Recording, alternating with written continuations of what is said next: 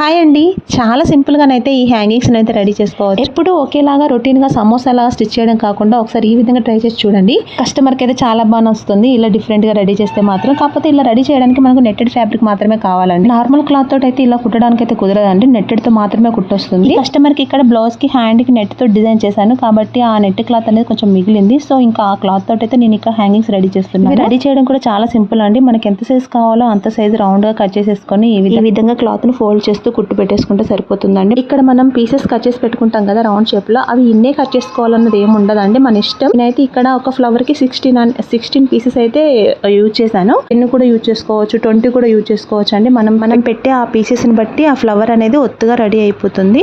తక్కువ పెడితే కొంచెం పల్చగా కనిపిస్తుంది, ఎక్కువ పెడితే ఒత్తుగా కనిపిస్తుంది, అంతే తేడా అండి. కానీ మొత్తానికి అయితే తక్కువైనా ఎక్కువైనా ఈ ఫ్లవర్ అయితే రెడీ చేసి చూడండి. చూడడానికి అయితే చాలా డిఫరెంట్ గా బాగుంటుంది. నేను ఇక్కడ బ్లౌజ్ కి ప్రిపేర్ చేస్తున్నాను కాబట్టి చిన్న సైజ్ గా తీసుకున్నాను. అదే స్కర్ట్ కూడా ప్రిపేర్ చేసుకోవచ్చు అండి. హ్యాంగింగ్స్ మూవ్ అవుతూ ఉంటే బాగుంటుంది కదా స్కర్ట్స్ కి. కాకపోతే కొంచెం పెద్ద సైజ్ కట్ చేసుకొని ప్రిపేర్ చేసుకోవాలండి, స్కర్ట్స్ కూడా బాగుంటుంది. ఇంకా ఈ ఫ్లవర్స్ తోటి డిఫరెంట్ DIYs కూడా చేసుకోవచ్చు అండి మనకి ఇంట్రెస్ట్ ఉంటే కనుక. అలాగే నా వీడియో నచ్చితే please subscribe. Thank you for watching.